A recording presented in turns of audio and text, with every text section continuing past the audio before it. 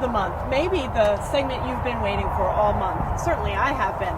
This is our featured weed. It's called Cardamine hirsuta.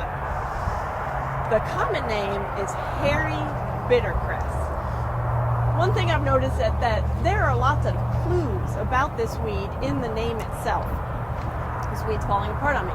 So Cardamine hirsuta. Cardamine means cress. That's actually Greek-based, not Latin. You've heard of Latin scientific names, but there is Greek in there as well.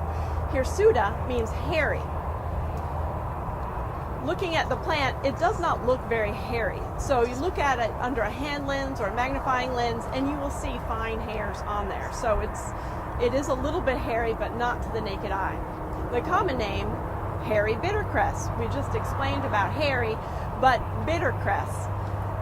Bitter, obviously bitter. Cress gives you a clue about the family it's in. You've probably heard of watercress. If you haven't heard of it, you might have, well, if you haven't heard of it, you haven't heard of it. What I meant to say is you might have seen it for sale in the grocery store or on a menu. It's not very common, but cress, bittercress, watercress, they're in the mustard family.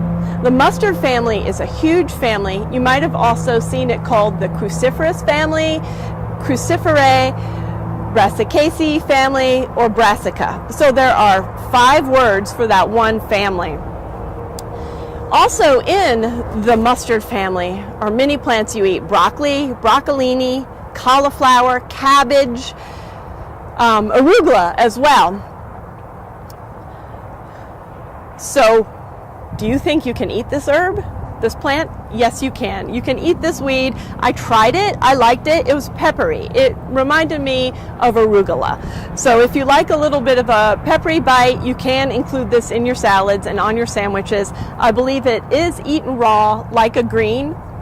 If you read the Lawn Tips email, you would have seen in the first picture a perfect rosette of this plant. And a rosette means it grows in a circle from one point, and all the leaves come out in there. So in the email was a textbook example of what this weed looks like, especially early in the season. Now, we all know our gardens aren't textbook examples. So I'm going to cover some of the ID features to help you determine if you have this plant. From what I can tell, there are not many lookalikes. There is a similar one. It's called Rocket. It is also called Wintercress. It's a different genus. It's called Barbaria, and it is also edible. So if you run across the common name Wintercress, it is different than Bittercress. So be sure you look it up to make sure you have the identification correct, even though both are edible. My understanding is that one can be eaten by animals and one should not be. So if you have animals, livestock that might happen upon it, please do your research and just make sure you have one or the other, and you might want to clear one from your field. So about the ID, to make sure you have it right. When wintercress comes up in the spring, it's going to have a heart-shaped leaf. So it starts out that way with a heart-shaped leaf, but then the leaves change dramatically. The older leaves do not look like that at all. And in fact, what you might think of as a branch is actually a leaf. So it's a pinnately compound leaf, meaning there are leaflets side by side, up and down a rachis. And so up and down the rachis is not a branch. This is an entire leaf. Each tiny piece is a leaflet, and at the very top is a final leaf. If you think of a hickory leaf, it's shaped much the same way. This is called a pinnately compound leaf, and it starts out heart-shaped in the spring. I also notice it's not completely green. There is a lot of a sort of a burgundy color, especially when it's some of the new leaves coming out are burgundy, or up and down some of the older stems are a burgundy color as well. We talked earlier about the hairy part of the leaf, not visible to the naked eye, but it is there. So let's talk about the flowers. It's the flower shape that puts it in the mustard family. I also mentioned that it was called the cruciferous or cruciferae family. You might recognize the word in there, cruciform or crucifix. That means cross-shaped. So the flowers, this is actually a clump of flowers, a group of flowers. Each individual little flower is cross-shaped. That puts it in the mustard family. And I mentioned rocket earlier. A key distinguishing feature of that is that the flowers are yellow. So really it should be pretty easily identified. Let's talk about the fruit. There's lots of fruit on here. So it's flowering and fruiting at the same time. And the fruit are these little green pods. If you've ever heard of wild touch-me-not, you'll walk through a clump of these and you'll feel them scattering. Even if you're wearing pants, you'll start feeling this little on you. It's these, when they're ripe, the touch, you brushing up, is sending the seeds flying. If you're not going to eat it, you don't want that to happen, because one plant can scatter 1,000 seeds, and that's a whole bunch of seeds. So we'll get to how to deal with that next. But where does this live?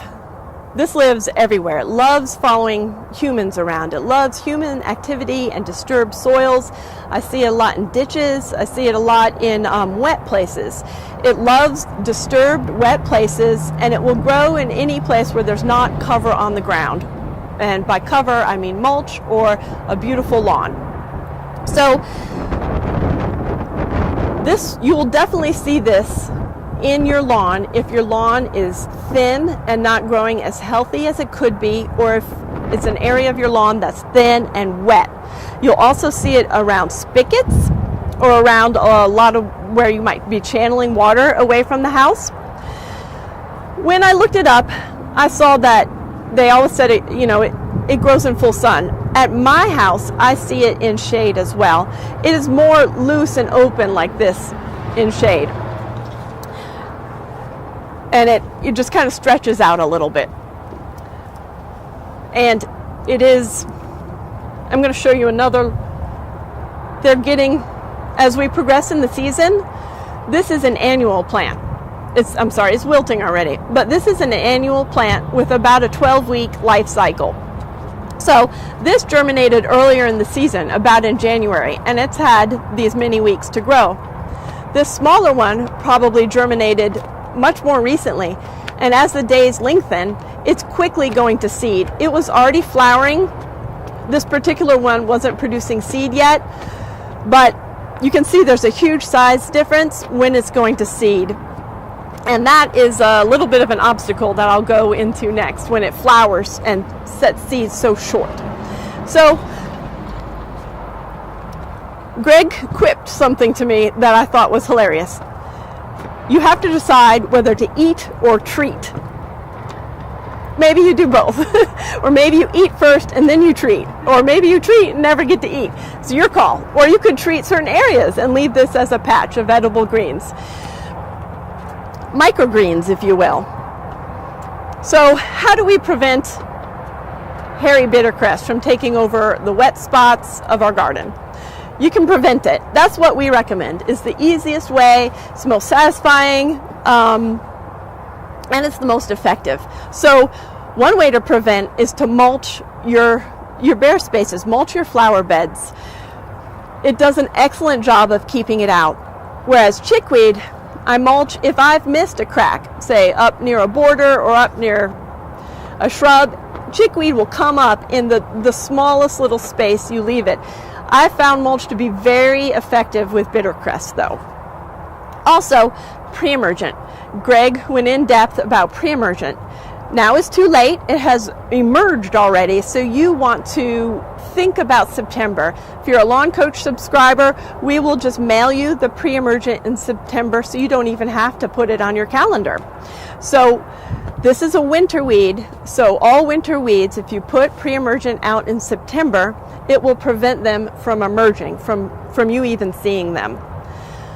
The third way is to grow a great lawn. Keep it thick, fertilize it only as needed, mow it regularly. If you have standing water, try and solve that problem uphill so it doesn't even get to that spot and the water can the grass can grow in. So those are the 3 ways to prevent: mulch, pre-emergent, and grow a great lawn. Or plant density. If you have flower beds, just pack those plants in there. The second way, is to manually remove it. Hand weeding, we've talked about that. We talk about that to the point you probably think we're a little bit nutty, but we do get out there and hand weed. It's very satisfying. This has a big root system, but it is very easy to dig up. It just comes right up in a great big clump. Also, mowing, especially this size, but especially before it goes to seed. Mowing is a good resource for you. When it gets this small, now this is completely wilted, but when it gets this small, the mower can be above the height of when it flowers and fruits sometimes, and that is problematic. That is very vexing. You're not really dealing with the weed at that point. So the prevention, the pre-emergent in September, will be a better solution for you. The third way are chemical solutions, post-emergent. Post-emergent means you apply to it when the weed has emerged, when you can see it.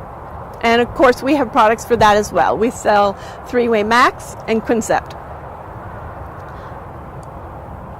I think I've just exhausted everything I know about this weed, but something will come to me, later tonight when I can't sleep. And I'll say, I wish I could have told them that. What we're going to start doing is creating blog posts specific to weeds as well. So that gives me the opportunity to add information I forget. I would very much like to thank Mike Vecchio for hosting us today. I think they're going to come on, try and socially distance, wave. Goodbye. Thank you everybody for joining us. See you next month for Lawn Tips Live of April. Thank you. Thank you.